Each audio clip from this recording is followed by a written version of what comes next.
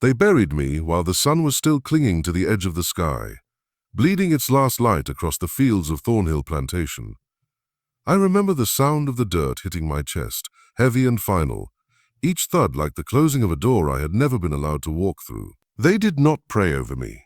No hymns rose into the air, no scripture was spoken. I was not lowered into consecrated ground, nor given the decency of a marker.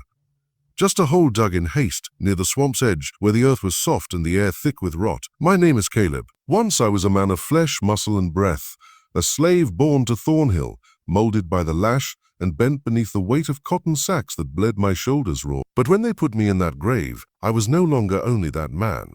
Death had touched me, and in that touch, something in me twisted, changed, endured. I can still recall the faces that stood above my open grave, shadows leaning over the edge, watching me descend into the dark. Overseer Jenkins was there, his jaw set hard, his eyes squinting against the setting sun. He was the one who had swung the whip across my back, over and over, until I could barely stand. The welts burned like firebrands. My skin split and bleeding, but my pride, that stubborn ember inside me, refused to die. I saw Miss Elenina too, standing at a distance, her pale hands pressed to her mouth, her eyes swollen with tears she dared not let fall where her father could see. She had given me the gift of words, letters, and pages, and for that, her father had condemned me. And there was Master Thornhill himself. His shadow stretched long over the pit, as though the man was larger than life, as though his cruelty could reach even into the grave. His voice carried that day, cold and final. This is what comes to those who forget their place. They thought they were burying a body. They thought they had put an end to Caleb. But as the dirt pressed down on me, sealing out the sky, I realized I was not gone. My breath slowed, faint as a whisper, but I lingered, half caught between this world and whatever waits beyond it. My mother once told me, long ago when I was a child at her breast, that some souls cling to the earth because of the wrongs done to them, that some spirits will not cross over until justice is answered. I was not yet spirit, nor entirely flesh. I was something caught in the middle, something Thornhill would come to fear. The ground above me muffled sound, yet I could still hear their voices fading as they walked away. I heard the last spadeful of dirt strike the earth and settle, and then there was silence, heavy as the grave itself. Darkness pressed close on every side, damp earth clinging to my lips and nostrils. My lungs screamed for air, but I fought the urge to thrash. I remembered Esther's words, the old woman whose eyes saw further than others, who had pressed the vial into my hand in the hours before my punishment. Drink it, and you will walk the line between life and death. They will bury you, but the grave will not hold you. It had tasted of bitterness, sharp and burning, but it had done its work. My heart slowed, my body stilled. To them I had appeared lifeless. But beneath the dirt, my veins still pulsed, weak yet steady. It is a strange thing to be buried alive. Time stretches, bends, loses meaning. Each heartbeat felt like it could be the last, yet somehow another followed. I tried to pray, but no words came. My mouth was full of earth. Only thoughts remained, memories and anger. I thought of the lash across my back, the mockery in Thornhill's eyes, the betrayal of learning used against me. I thought of every slave who had died unnamed, unmarked, swallowed by this plantation's soil. And in that moment, rage bloomed inside me, hotter than the fire in my wounds, stronger than the weight of the earth above me. Rage was air when air was gone. Rage was light when darkness smothered. Rage was the promise that I would not remain in this grave. They had buried me as punishment, but they had also given me a gift, a rebirth. From that pit I would rise, not as Caleb the broken slave, but as something Thornhill and his overseers could not understand. Something that would crawl from the dirt with vengeance stitched into its very bones. Even now as I tell you this, I remember the shift, the moment my fear turned into certainty. I knew then that Thornhill had not buried me. He had planted me, and from that grave something dark was taking root. Before the grave claimed me, before I wore death like a second skin, I was just another body in the fields of Thornhill.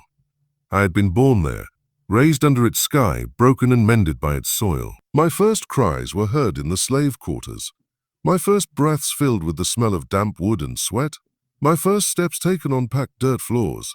Thornhill was my whole world, though it was never mine. The plantation stretched wide, its cotton fields rolling out like a sea that never ended. To the masters, that sea was wealth. White bowls that would be plucked, ginned, and sold for profit. To us it was chains made of plants, roots that bound us tighter than iron. We worked from the first pale breath of dawn until the stars returned to the sky, bent low with sacks that weighed near as much as a man. Cotton cut the skin like blades, pricking our fingers raw until they bled, and yet we were told to move faster, to pick more.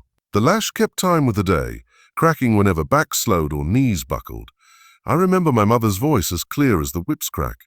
She was small, worn by years of labor, but her voice carried strength. She used to tell me, "Caleb, you got eyes that see more than most. Don't never let 'em beat that out of you." She spoke of truths she believed were hidden in plain sight. Truths written in stars, in omens, in the way a crow perched on a fence post. She said those who saw the world with open eyes could not be chained completely, not in spirit. I clung to her words like a lifeline. For a time, they were the only shield I had against Thornhill's cruelty. She died when I was still young, her body giving out after too many winters in the cold cabins, too many summers in the field. I buried her in my memory, but her voice stayed, whispering to me in the long nights when sleep would not come.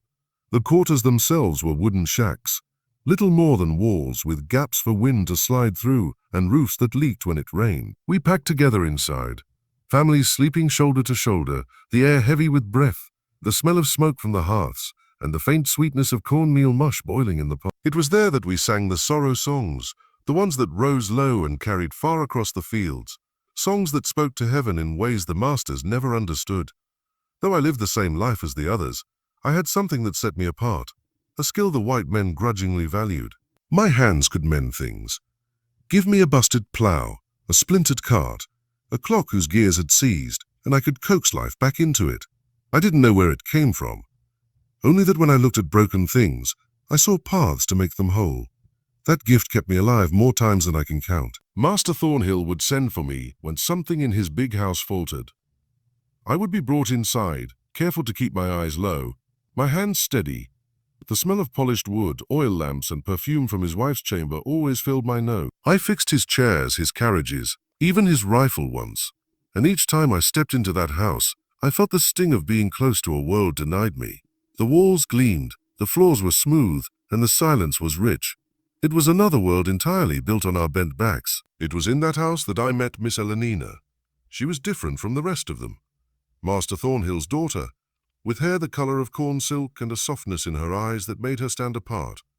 She was young, perhaps only a year older than me, but her curiosity was boundless. She saw me as more than hands to mend her father's possessions. She saw the hunger in my eyes, the hunger for words. One day, as I worked on a broken clock in the parlor, she slipped me a page torn from a book. A single page. Letters sprawled across it like ants marching in neat lines. I did not know them then, but I wanted to. She whispered, "I'll teach you." That was how it began. In secret, late at night when the house slept, she taught me letters by candlelight. She traced them out for me on scraps of paper.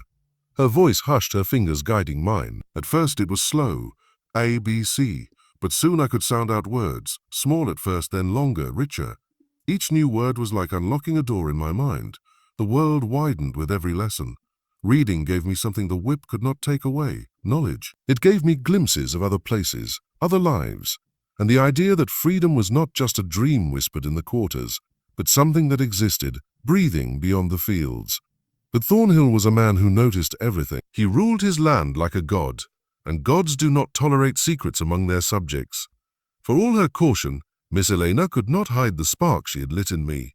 And once he saw it, Thornhill would make sure that spark was crushed into ash. The first time Miss Elenina traced the letter A into the dust of the parlor floor, my heart beat so hard I thought it might burst through my chest. Not from fear, though fear was always present, but from wonder. That single shape meant something.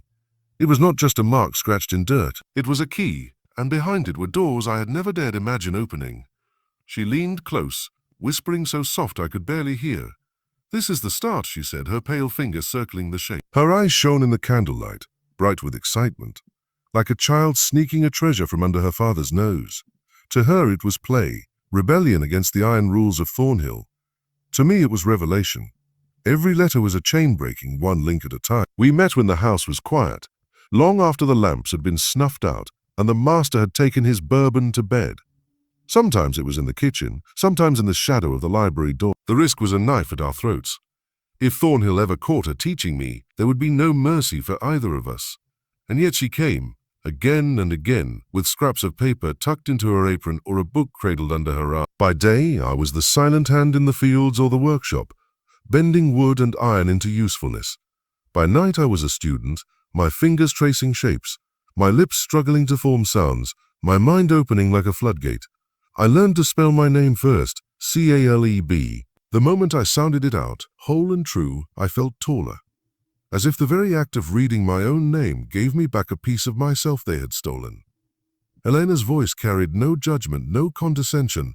She encouraged me when I faltered, smiled when I succeeded. "You're quick," she whispered one night, after I read a full sentence from a battered Bible page. "Quicker than most men I know." But with every word I learned, the danger deepened. Knowledge was forbidden to us. It was not simply frowned upon. It was considered a crime, a threat. The masters feared what words could give us. The ability to dream bigger, to see beyond the boundaries of their fields. They wanted our bodies bent and our minds empty. Reading filled that emptiness with dangerous hope. I began to see it everywhere. Signs carved into crates, letters on ledges. The scrawl of orders pinned to the overseer's board. Each one whispered meaning now, and with it came power. A slave who could read was not just a body. He was a mind, and a mind could not be fully chained. I carried my secret like a hidden flame. She never said a word, but I knew she saw more than she let on. The more I learned, the more restless I became. My body still bent under the day's work, but my mind raced ahead, hungry, relentless. I began to dream not just of freedom, but of what lay beyond it. Land I could call my own, books stacked in corners, a family unbroken by chains. But dreams have a way of showing themselves, no matter how tightly you try to hide them. Thornhill noticed the change. He saw it in my eyes, in the way I looked at the world. No longer beaten flat, but alive, aware. The first sign of danger came one evening when I was summoned to repair the hinges on the library door. The library, the very room where Elena had sometimes stolen pages for me, was Thornhill's pride. Shelves lined with volumes from England and Boston, a globe that spun with a flick of his hand, maps sprawled across the desk like the world was his to command. As I knelt, tools in hand, I felt his gaze on me, cold, heavy. "Funny thing," he drawled, sipping his bourbon. "A slave's got no use for words. And yet I've seen eyes on you, boy. Eyes that look like they've been reading something." My blood turned to ice. I kept my head down, focused on the hinge, but my hands trembled.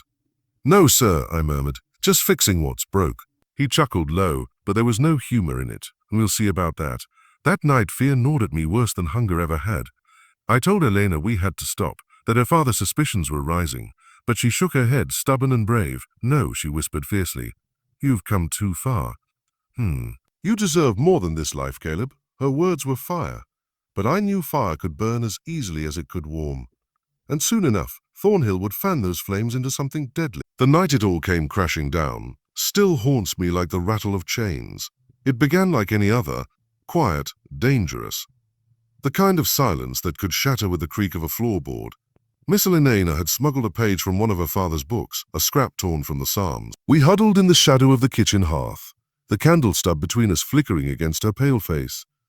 "Read it," she urged, pointing to the line. My lips formed the words, halting but steady. "The Lord is my shepherd. I shall not want." The sound of it filled me with something I can't name. Pride, hunger, maybe even belief. But before I could finish, a sound cracked the silence. The door slammed open. Master Thornhill stood there, his face carved from stone, the lamplight catching the fury in his eye. Behind him loomed Overseer Jenkins, whip coiled in his hand like a snake ready to strike. The page slipped from my fingers, fluttering to the floor. Elena gasped, rising to her feet, but her father's voice cut her down before she spoke. "What in God's name do you think you're doing?" she stammered. "Father," silence. His roar shook the rafters. His gaze swung to me, and I felt it like a weight pressing me into the earth. "You dare? In my house? You think you can take what ain't meant for you?" I tried to speak, but my voice lodged in my throat. I could only bow my head, my hands trembling, as the whip uncoiled. Elena stepped between us, her arms outstretched. "It's my fault," she cried. "I taught him. He didn't ask.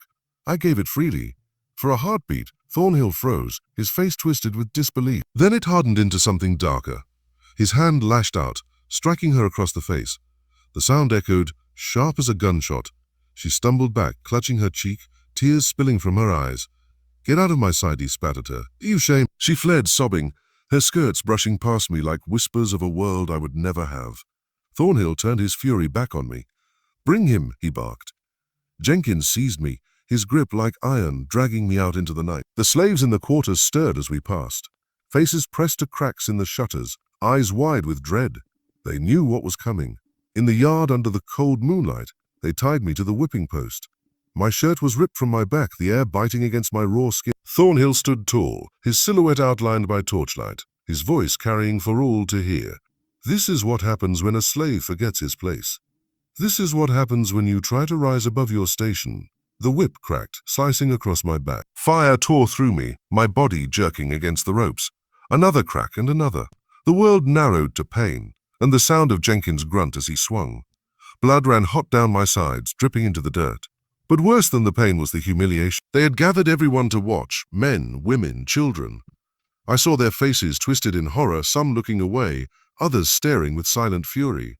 Esther's eyes burned through the crowd, unflinching, her lips moving in words I could not hear. I wanted to cry out, to scream, but I bit down hard, tasting blood in my mouth. I would not give them the satisfaction of hearing me break. When at last the whip fell silent, I sagged against the ropes, my body a map of wounds. Thornhill stepped close, his voice low but sharp as a knife. "You will remember this, boy. You'll remember that words are not yours to claim." He spat at my feet, then ordered me thrown into the tool shed. The door slammed shut, the lock clicking into place. I collapsed onto the dirt floor, every breath a knife in my ribs. In the darkness, I thought of Elena's tears, of a hand reaching for mine, of the words I had spoken from the Psalms. "The Lord is my shepherd." The thought clung to me like a thread in a storm, but another thought burned hotter. This was not just punishment, this was betrayal, hers and mine. She had given me words, and I dared to believe in them. And now, those words had cost me blood. Lying there in the dark, pain screaming through my body, I swore to myself that if I lived through the night, I would not forget. I would not forgive. For they had opened my eyes, and once opened, eyes cannot be closed again. The shed they threw me into was more coffin than shelter. Rough planks sealed out the night except for slivers of moonlight that cut through the cracks.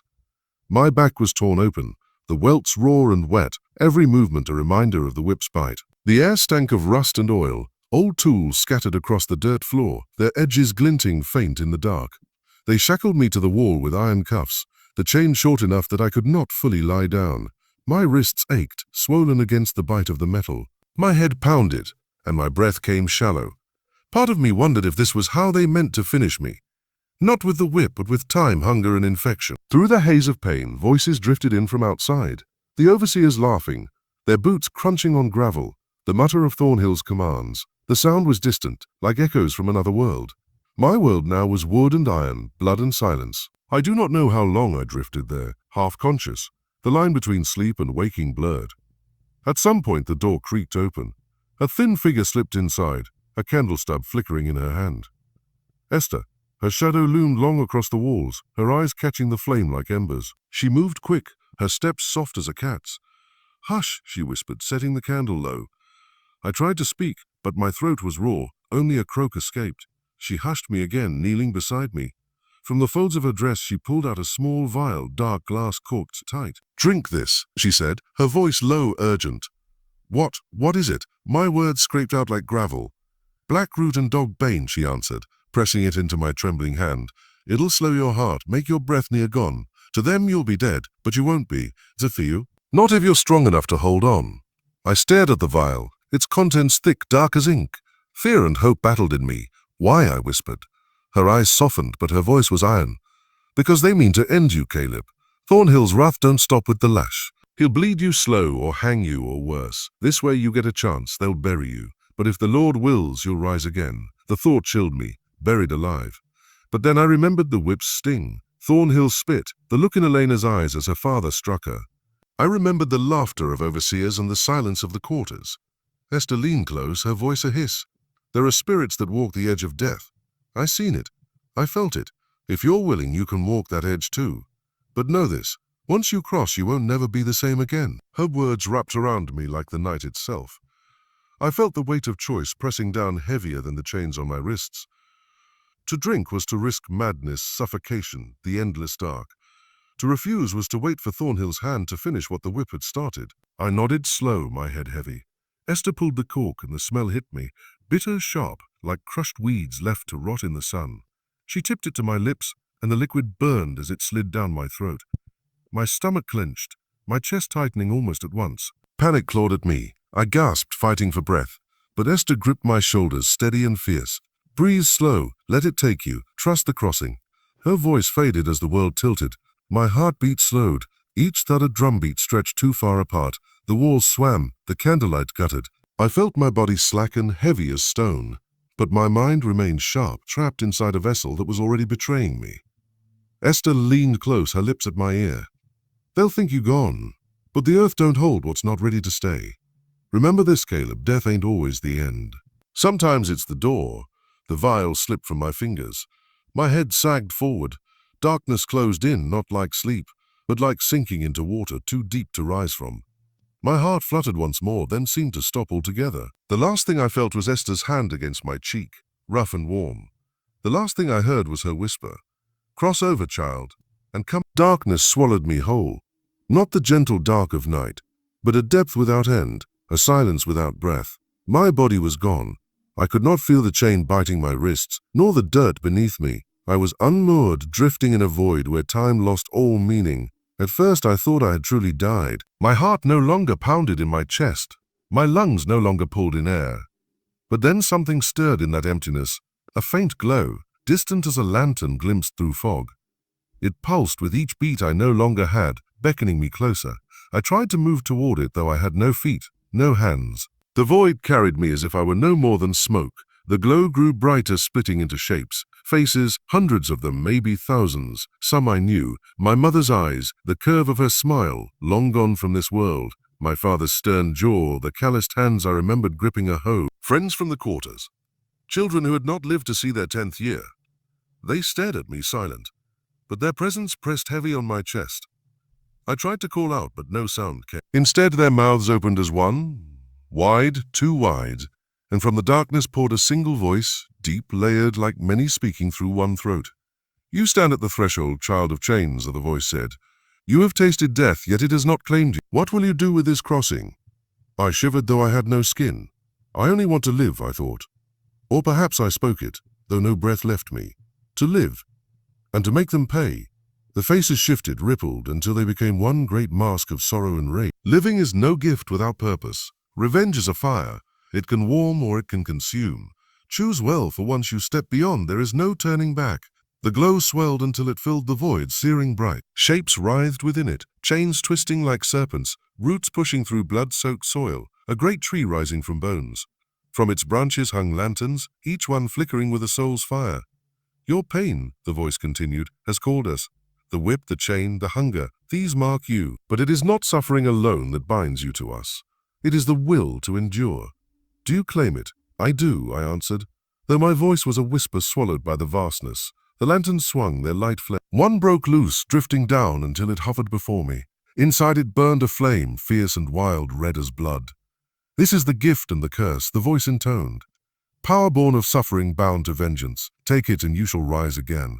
But know this, the living will see you changed. They will not call you man. They will call you something else." My hand, or what felt like a hand, reached out. The lantern's heat licked at me, not burning, but filling me with a hunger I could not name. When my fingers closed around it, the void shook, the faces wailed, and the light exploded. I fell, tumbling through darkness that now had weight, pulling me down. I felt the drag of earth, the press of soil against my skin. My chest heaved as if it remembered how to breathe, though no air came yet. My heart lurched, a single thunderclap in the silence, then another, faster. Pain slammed back into me, the chains biting, my back aflame, my wrists raw. But I was not the same. Through my closed lids I saw more than darkness. I saw the patterns etched into the wood grain, the beetles burrowed in the soil, the faint shimmer of heat left by Esther's candle. My ears caught the drip of sap from the rafters, the heartbeat of a mouse hidden in the corner. My skin felt the weight of the night pressing through the boards, the very air vibrating with whispers. I gasped, sucking in a lungful of damp, stinking air. My body convulsed. To anyone watching, I must have looked like a corpse twitching back to life. And perhaps that was true. The shed door creaked. I froze, heart hammering. Esther slipped in, her face pale in the moonlight. When she saw me upright, her eyes widened, not with fear but with grim knowing. "You crossed," she whispered. Her words trembled, not from doubt, but from reverence. She touched my forehead, then drew her hand back as if shocked by heat. The spirits have marked you. I wanted to speak, but my throat was still raw. All I managed was a rasp. I saw them. Esther nodded. Then you know. You ain't just Caleb no more. You belong to both worlds now, the living and the dead. Use it wisely, or it'll use you. I leaned back against the wall, breath ragged. My heart still thundered, my veins burning with something new, something wild. I had walked into death's mouth and come back carrying its fire. I did not yet know what it would make of me, but I knew this much. The chains no longer felt unbreakable. The morning came grey and heavy, the kind of dawn that makes the air itself feel like it is grieving. The shed door swung open, and Thornhill's men entered. Their faces hard, their voices sharp with cruelty even in silence. They did not see me stir. To their eyes I was gone, slumped unmoving, my chest still, my lips pale. One of them spat on the ground. Damn fool thought he could stand against the master's hand. Look at him now, dead as stone. Another laughed, though it was uneasy, brittle. Better this way. Would have been more work to hang him.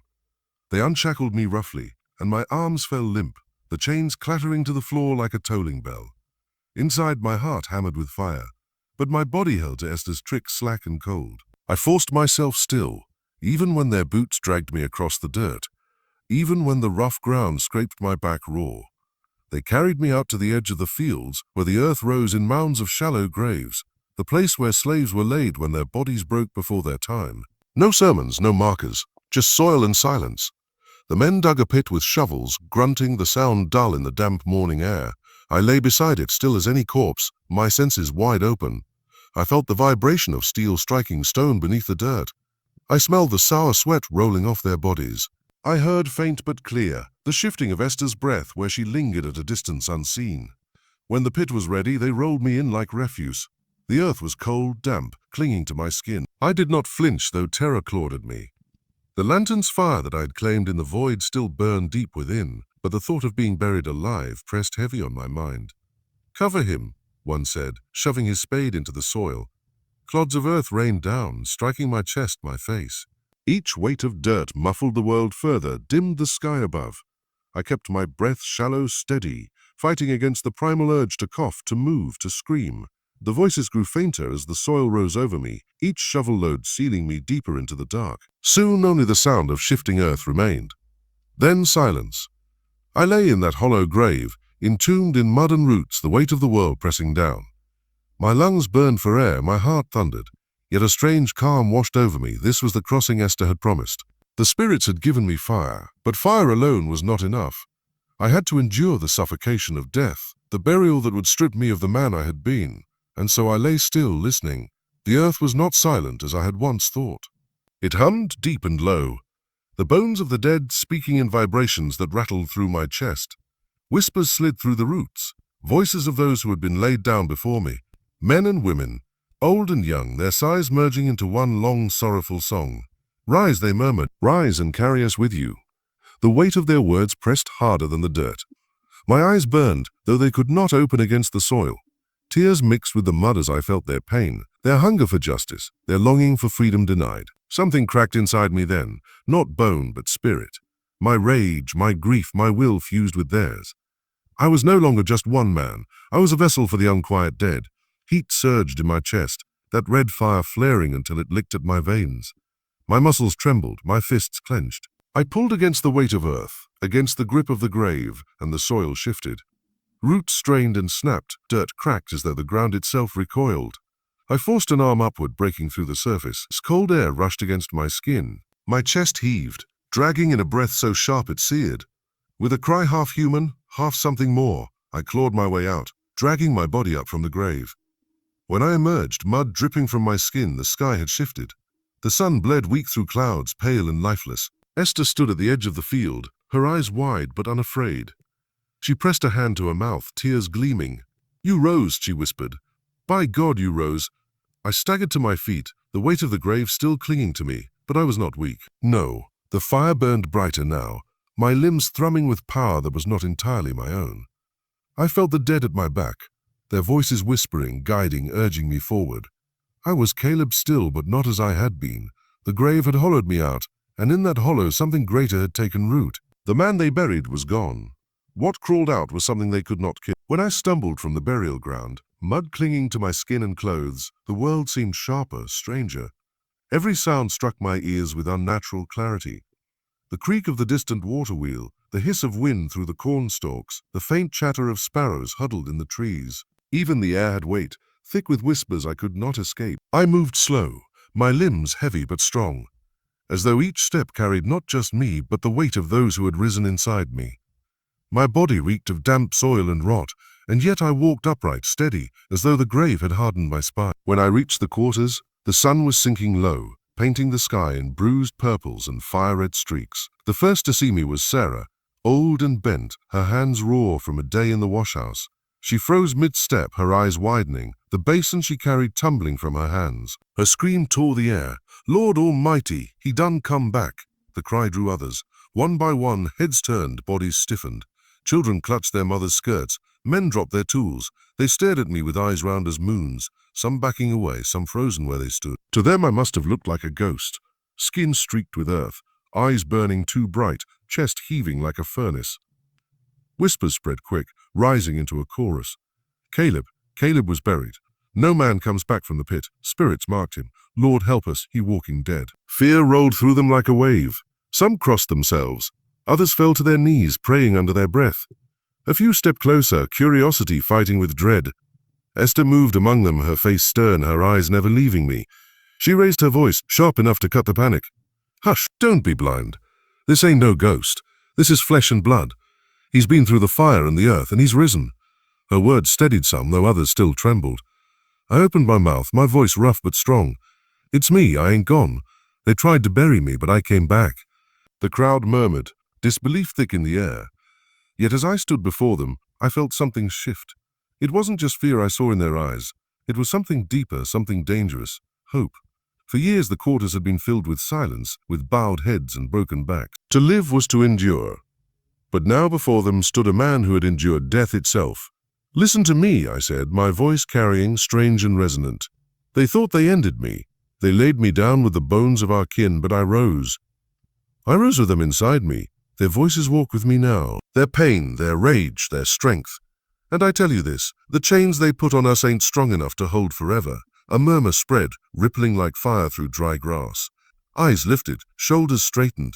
Fear had not left them, but something else had joined it, a spark. But not all were ready to accept. Josiah, one of the older men, shook his head hard. "Don't speak such things, boy. You bring the master's wrath on us all. You come back from the grave, but don't drag the rest of us into it." His words cut the air, but I did not waver. I stepped closer, mud still dripping from me, the fire in my veins burning hot. His wrath already been upon us. The whip, the hunger, the graves we dig each season. Ain't that wrath enough? What more can he do than he already done? Josiah turned his face away, but I saw doubt in his eyes. He was not unmoved, only afraid. Esther stepped forward then, her voice strong as iron. "The spirits marked him for a reason. You seen it yourselves. He was gone and now he stands.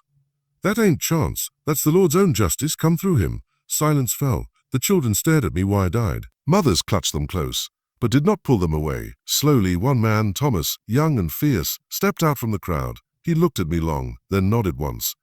"If he rose, then maybe we can too." A murmur of agreement followed. Not loud, not yet, but enough. I felt their eyes on me, their fear, their hunger, their hope.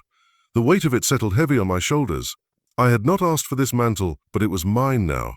I was no longer just Caleb. I was something more, something they needed. Night fell, the quarters bathed in shadows. The overseer's dogs barked in the distance, but none dared approach. Inside the huts, whispers spread like wildfire. Children asked their mothers if the dead man would keep them safe. Men asked if chains could truly be broken.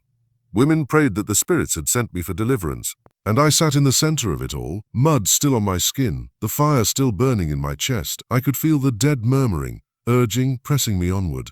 The quarters had lived long in silence. Now a new sound filled the night. Not laughter, not yet, but something close to it. Hope rising where it had no right to grow. I had returned, and with me, something had awakened. By the time the rooster crowed the next morning, whispers had already spread across the plantation like wildfire through dry fields. The quarters hummed with nervous energy, women speaking in hushed tones, children glancing wide-eyed at me, men gathering close in knots, their voices sharp but low. Word had traveled fast. Caleb was dead, and Caleb had risen. I tried to move among them quietly, but there was no quiet anymore. Everywhere I walked, eyes followed. Some with fear, some with awe, some with the wary calculation of men wondering if this miracle could be trusted. It didn't take long for the overseers to notice. From the porch of the big house, Overseer Dunn leaned on his rifle, his pale eyes scanning the quarters with suspicion. He was a hard man, his skin leathered by the sun, his voice always dripping with cruelty. He saw the shift immediately, the way the slaves carried themselves a little straighter, the way murmurs cut off whenever he passed. By noon, Thornhill himself sent for him. I was close enough to hear their voices, though hidden behind the washhouse wall. "There's unrest," Thornhill said, his tone clipped sharp as broken glass. "They look at me different. You feel it?" "I feel it," Dunn growled. "They whisper in. Something lit a spark in him. But it won't last. Fear will put it down. It better," Thornhill snapped. "We can't afford talk of rebellion. Not now. Not ever." Dunn spat into the dirt. "I'll find the root of it. Burn it out before it spreads." My stomach knotted as I listened. I knew I was the root he meant. That night, while the moon rode high, I sat by the fire pit behind the quarters. A few men gathered near me. Thomas, strong-shouldered and restless.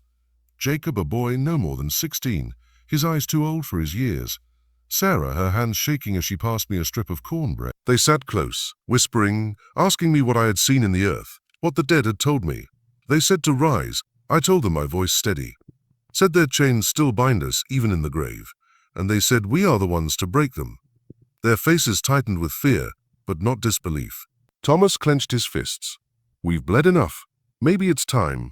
Before I could answer, the sound of boots on dirt cut the air.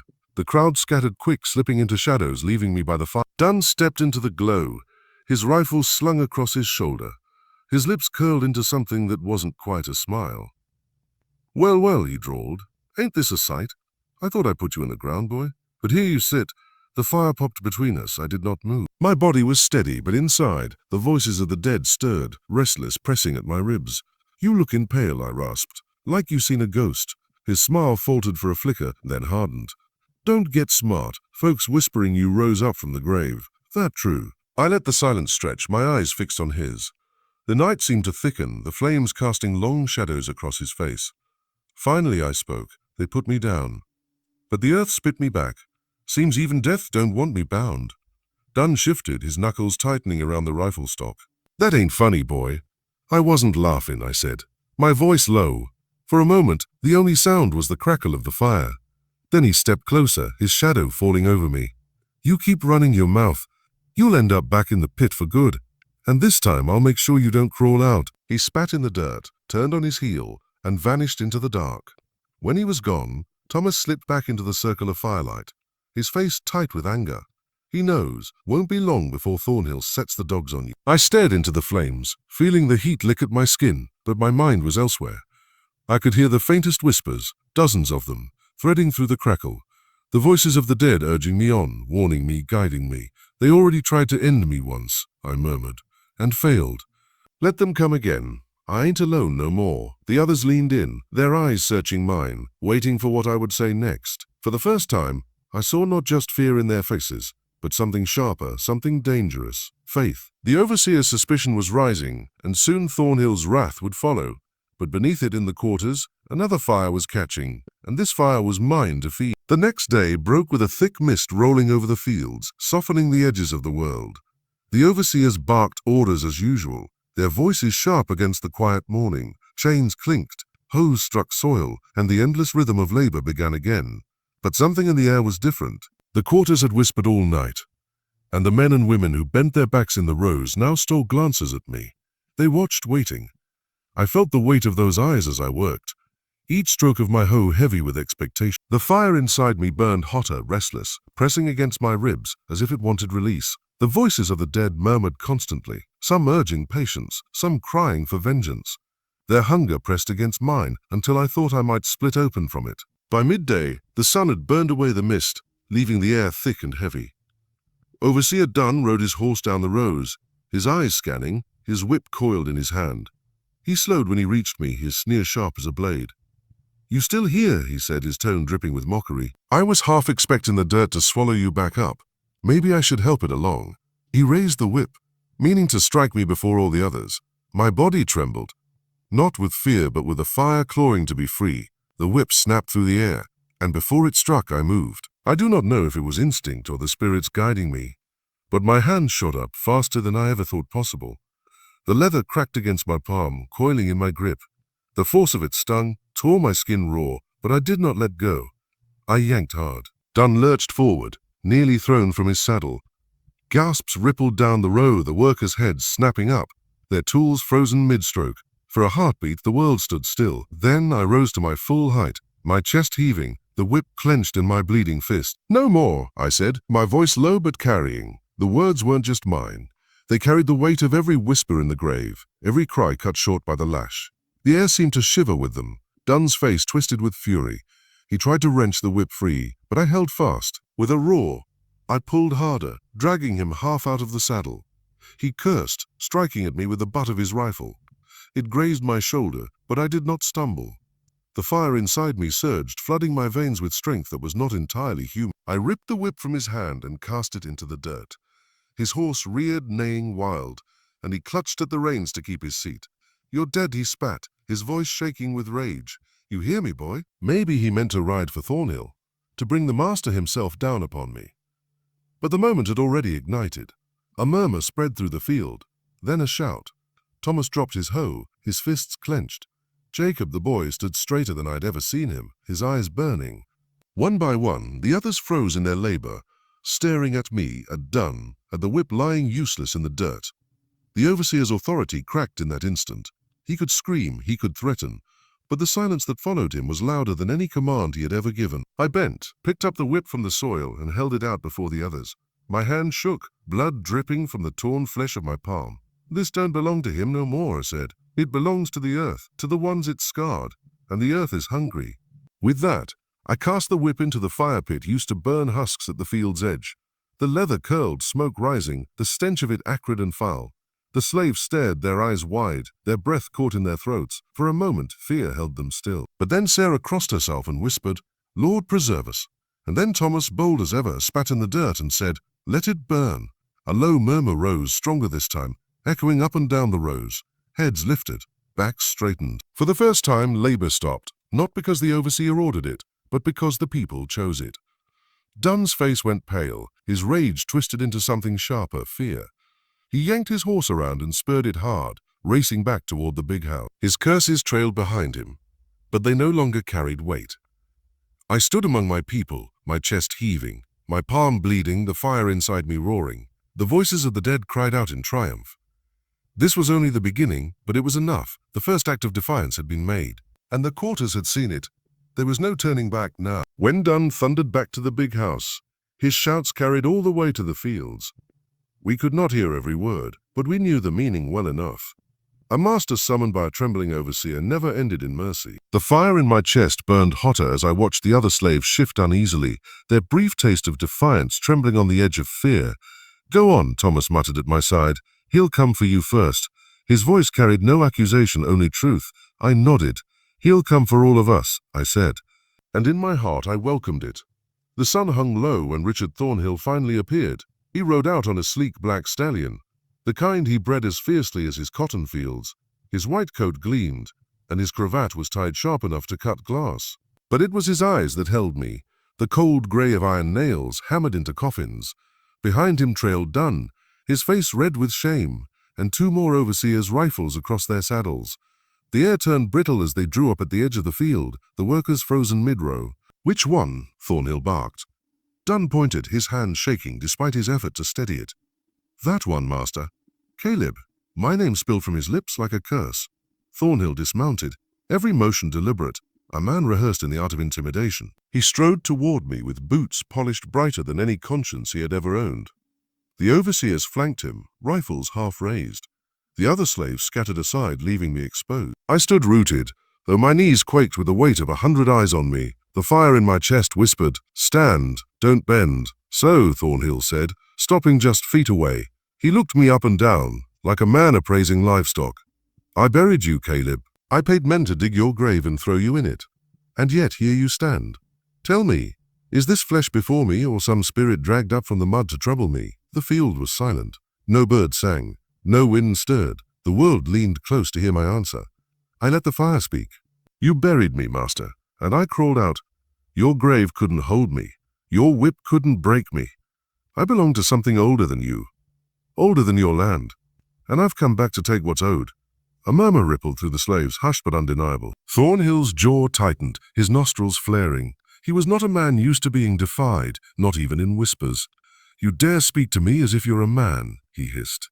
His hand lashed out, striking me across the face. The blow stung, splitting my lip, but I did not fall. I raised my head slowly, blood trailing down my chin, and I smiled. That smile was not mine alone. It belonged to every soul that whispered in my ears, every spirit clawing at the veil between life and death. Through me they grinned at Thornhill, mocking his power. For the first time I saw his eyes flicker. Not rage, not authority, but a thin shadow of unease. It was gone in an instant, buried under the weight of his pride. He turned sharply to Dunn. Chain him, Thornhill snapped. Stake him in the yard. Let the whole plantation see what becomes of a dog that bites its master. At dawn we'll make an example of him so clear that no one will forget it. The overseers advanced, rifles raised. But then Sarah, quiet Sarah with her broken voice, stepped forward. Her head bowed, her hands trembling, but her feet would not move back. Master, she whispered, her voice barely carrying. Please, he ain't himself, he's touched. Best leave him. Gasps rose. To speak at all was dangerous. To speak against Thornhill was near suicide. Thornhill turned on her, his face a storm. What did you say? Sarah's knees gave way. She dropped to the dirt, her body shaking, unable to repeat herself, but the seed had been planted. The others shifted, restless, their fear cracking to let something else seep through, something Thornhill could not command. I stood taller, the fire blazing in my chest. They see it, I said softly. Not to him, but to the air, to the voices listening. They all see it now. You can bury me 100 times, Thornhill, but I'll keep rising. I'll rise until your blood waters the fields you love so much. His face went red with fury. Gag him, he roared. He roared. The overseers surged forward, chains rattling in their hands. But I did not resist. I let them clasp the iron around my wrists once more, let them drag me through the rows toward the big yard. Every step was agony, but I welcomed it. The chains no longer felt like shackles. They felt like promises. Promises that soon would be broken. Promises that would cut deeper than any lash. As we reached the yard, Thornhill raised his voice for all to hear. Tomorrow, he declared, his words ringing against the walls of the quarters. This ghost dies a second time, and this time he stays in the ground. The slaves stared in silence, their faces masks of stone. But their eyes burned, night fell heavy.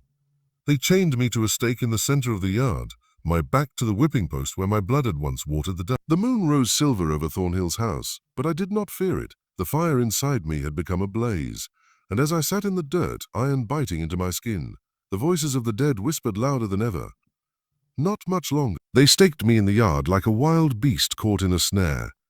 Iron clamped my wrists, chains wrapped cruel around my chest, and a gag cut into the corners of my mouth until my jaw ached. The stake in my back was slick with the ghosts of blood spilled before me, mine, and countless others who had bent under Thornhill's hand. He thought the sight of me shackled they would calm the quarters. He thought it would remind them of his power. But as I sat in the dirt, staring up at the silver moon, I knew different. Every gaze that flickered from the cabins to my broken body was no longer filled with fear alone. There was something else creeping in, something Thornhill could never bury. The fire in my chest pulsed with every heartbeat. I closed my eyes and let it spread, fanning outward like smoke through the yard. The spirits pressed close, voices tangled with the night wind. Chains cannot hold what is already dead. Fear him and he wins. Make him fear you and his house crumbles. I opened my eyes. The moonlight fell on the yard, pale and sharp, and in the shadows between the cabins I saw figures stirring.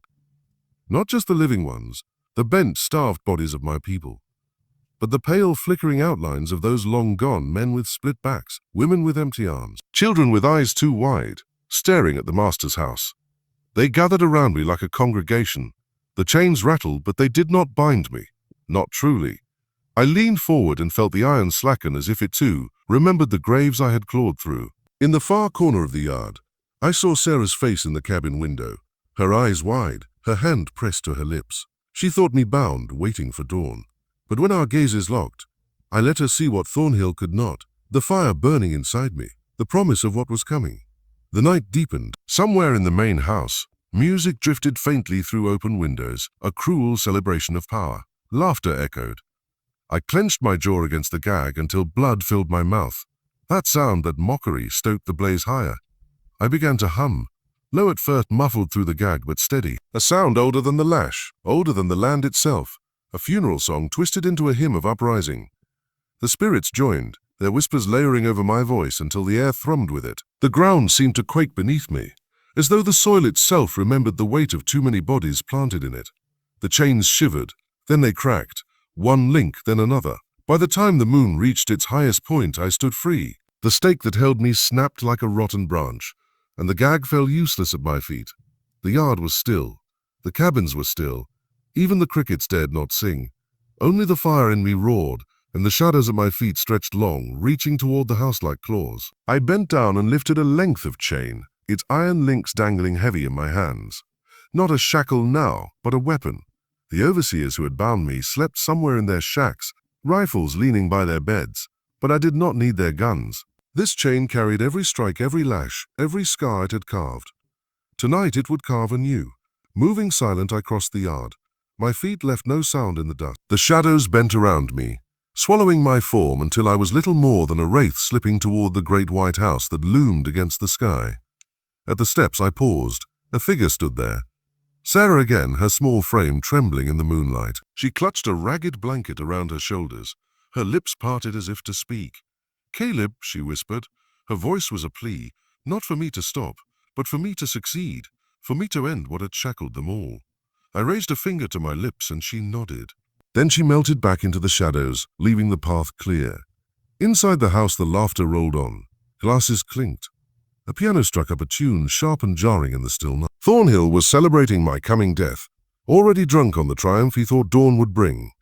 I crept closer, each step heavy with the weight of the dead. The voices rose louder in my ears now, no longer whispers but a chorus. Strike at him, make him tremble, let him see what he made. The front door loomed tall before me. I reached out, pressed my hand against the wood polished smooth by centuries of cruelty. The fire inside me surged hotter than ever, and the hinges groaned under my touch.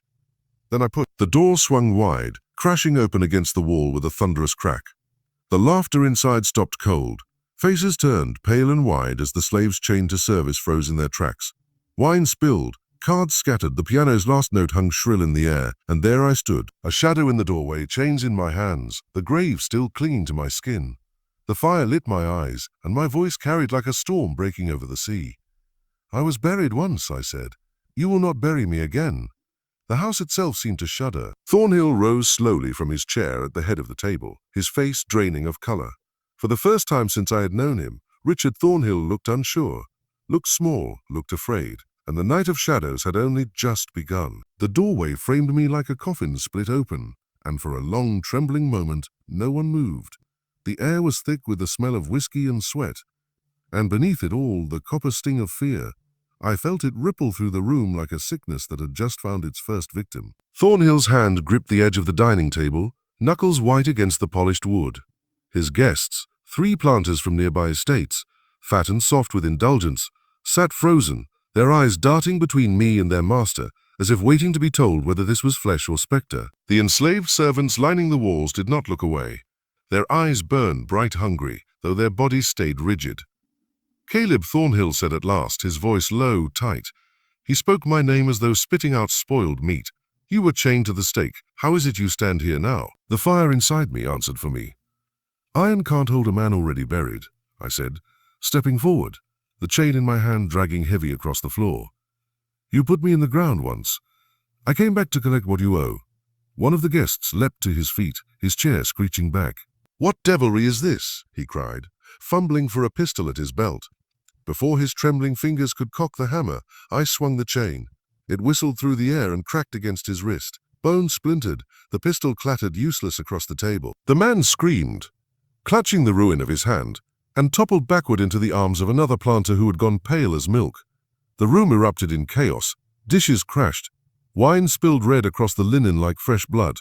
But Thornhill did not move. He watched me, his grey eyes narrowing, calculating, measuring the fire that burned in me against the weight of his power. "You think you're more than a man," he said.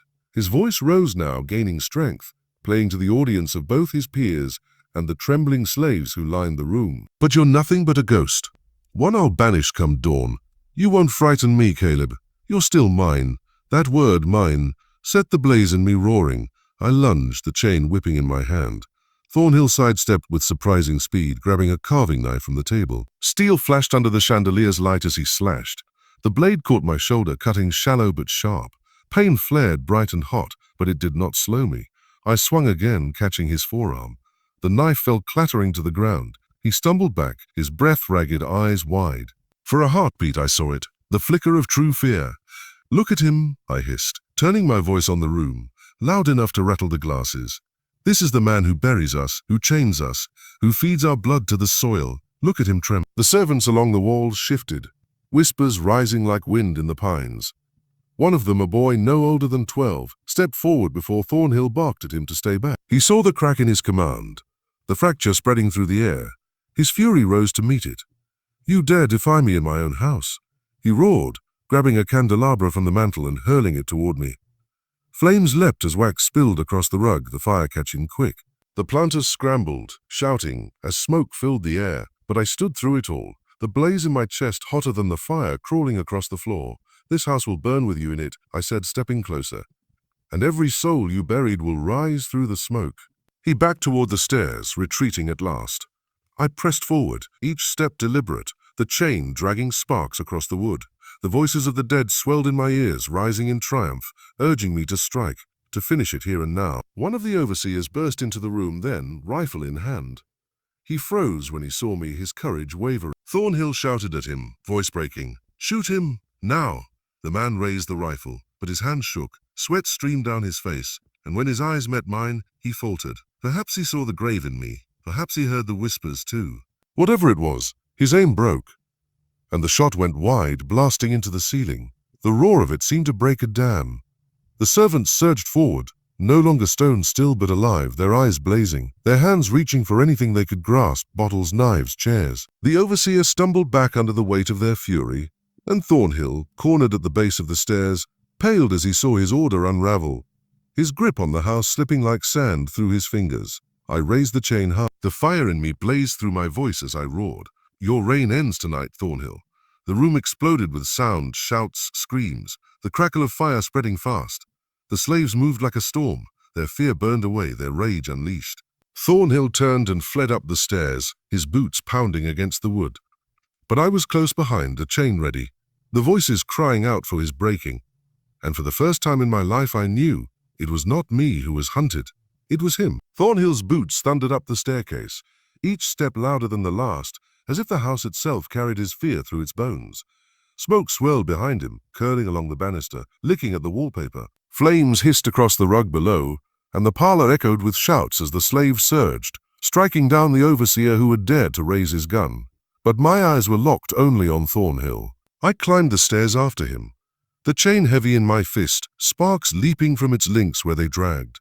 The walls seemed to close in, trembling with the voices of the dead. They whispered and urged me forward, each syllable fanning the blaze in my chest until it roared hotter than the fire spreading through the house. "Don't let him escape. This is the moment we waited for. Make him fall." At the landing, Thornhill spun desperate, clutching a pistol drawn from his coat. His hands shook, not the steady grip of a master in control, but the frantic grasp of a man cornered. "Stay back," he shouted, his voice cracking against the smoke-filled air. "You're no man, you're a demon. I'll send you back to hell myself."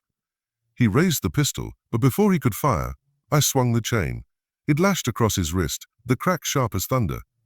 The shot went wild, blasting a mirror to shards that rained like silver knives. Thornhill cried out, stumbling back against the banister, his pistol clattering to the floor. I advanced slowly, savoring his terror. "You call me demon," I said, my voice low, steady, burning. "But it was you who buried men alive. You who chained children. You who fed the earth with our blood. If I am a demon, then you are the devil that made me," he snarled. But I saw it, the fear that no mask of pride could cover. His eyes darted toward the hallway, toward the bedroom door at the far end. He bolted. I chased him down the corridor, the fire following us, flames climbing curtains and devouring portraits of his ancestors. Their painted eyes melted, their smug faces blackening in the smoke.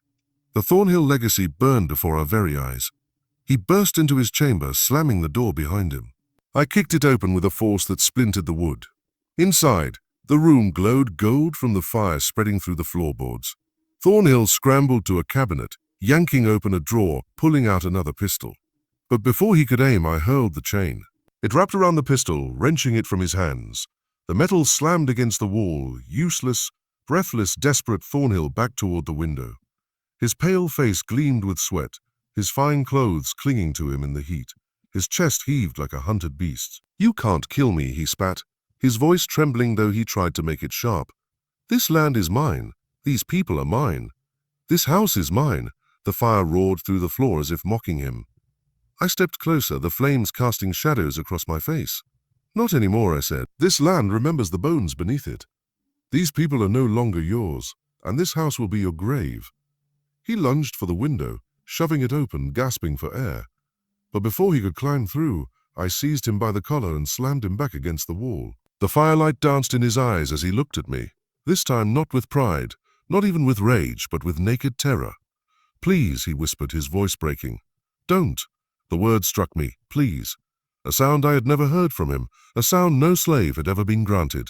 But mercy was not mine to give. Mercy had died in the grave he dug for me. Mercy had burned away with every lash, every chain, every scream torn from a throat he silenced. I wrapped the chain around his throat. He clawed at it, his face reddening, eyes bulging. I pulled tight, the iron biting into his flesh, the fire crackling all around us. The spirits roared in my ears, triumphant. "This," I growled, "is for every name you never spoke, every grave you never marked, every child you stole." The floor groaned beneath us, sagging, burning. The fire had claimed the chamber, flames leaping up the curtains, devouring the bed, gnawing at the beams overhead. And then the floor gave way. With a scream, Thornhill and I crashed through wood and fire, tumbling into the parlor below. The chain held fast, and his body struck the ground with a sickening crack. I landed beside him, rolling through smoke and ash, my lungs searing with heat. The slaves had gathered in the parlor, their faces lit by firelight, their eyes wide as they watched. The planters were gone, fled into the night, but the enslaved remained, standing together as the house collapsed around us. I rose slowly, dragging Thornhill's broken form up with me by the chain around his neck. He sputtered, wheezing, blood bubbling at his lips. I held him high for all to see. "Your master is broken," I roared, my voice thundering over the crackle of the flames. "This house will fall with him. No more chains, no more graves. Tonight we are free." The slaves erupted in cries. Some wept, some shouted, some raised their hands to the heavens. The house trembled as if the land itself answered. Thornhill gasped once, twice, his eyes rolling back. Then his body went slack, and the chain slipped from my hands. He fell lifeless to the burning floor, swallowed by the fire that consumed his empire. The roof cracked overhead, beams crashing down. Smoke blinded me, flames roared in my ears. But through it all I heard the voices of the dead. Not in whispers, not in sorrow, but in song, a song of release, a song of triumph. And as the Thornhill house crumbled into the inferno, I knew the old world had ended. Something new had been born in its fire. The Thornhill house was no longer a home, no longer a fortress of cruelty. It was an inferno, a pyre built from greed and blood, collapsing beam by beam into the fire that devoured it. The walls screamed as they fell, glass shattered in bursts, and sparks rained down like burning stars. I staggered through the smoke, lungs seared raw, skin blistering where the flames licked too close. The chain still hung from my hand, blackened by fire, its links glowing faint in the heat. Thornhill's body had vanished in the collapse, consumed by the house he had built on our back. The master was gone. Only his ashes remained. Around me, the others scrambled through the ruin, coughing, shouting, but alive. Sarah clutched the boy who had stepped forward in the parlor, dragging him toward a broken door. Thomas supported an old man whose legs had failed him, half carrying him through the smoke. Faces streaked with ash turned toward me, and in every eye I saw it, the truth. The master was dead, and his reign had burned with him. We burst into the night, stumbling into the yard as the roof collapsed behind us. The flames roared high, painting the sky in gold and red. Sparks drifted into the night air, carried by the wind like the souls of the dead finally released. The quarters stood silhouetted against the fire, cabins small and trembling under the light of freedom.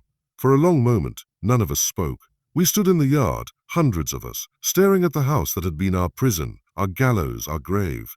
Now it was nothing but smoke and fire, its windows glowing like the eyes of some beast slain at last. Thomas dropped to his knees, hands pressed to the dirt. "Lord Almighty," he whispered, tears carving rivers through the ash on his face. It's done, it's really done. Sarah raised her head to the sky, her cracked voice trembling but strong. She began to sing. Soft at first, the same funeral hymn I had hummed when the chains broke, but changed now. It was no longer a song of mourning. It was a song of release, a song of life. One by one, the others joined, their voices rising into the night, weaving into a chorus that rolled across the fields. It was the sound of chains breaking, of graves splitting open, of generations crying out through us. The fire burned behind us, but the song carried us forward. I stood among them, the chain slipping from my hand at last, falling silent into the dirt. The fire inside me still burned, but it was no longer a blaze of vengeance alone.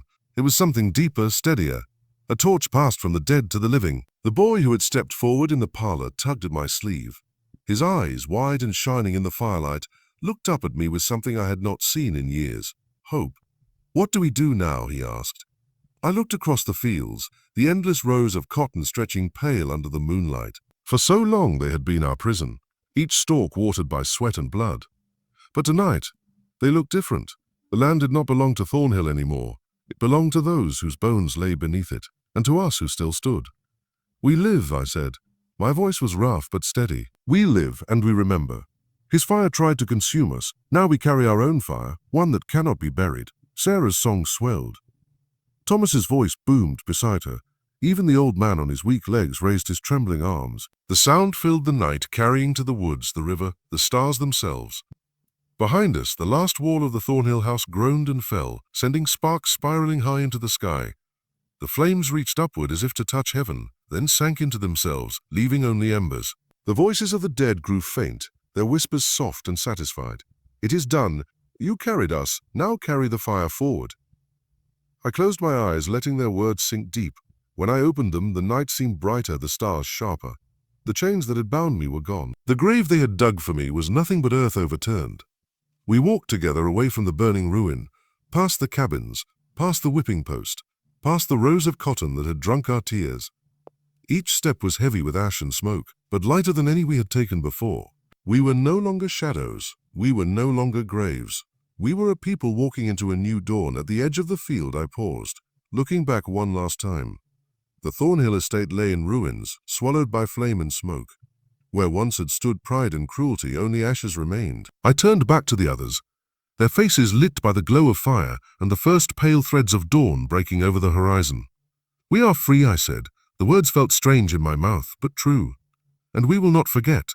The fire inside me answered, not with rage, but with resolve. A flame to light the way forward, a flame to guard against the darkness ever returning. And as the sun rose over the ashes of Thornhill, I walked with my people into the new day, alive, unburied, unbroken.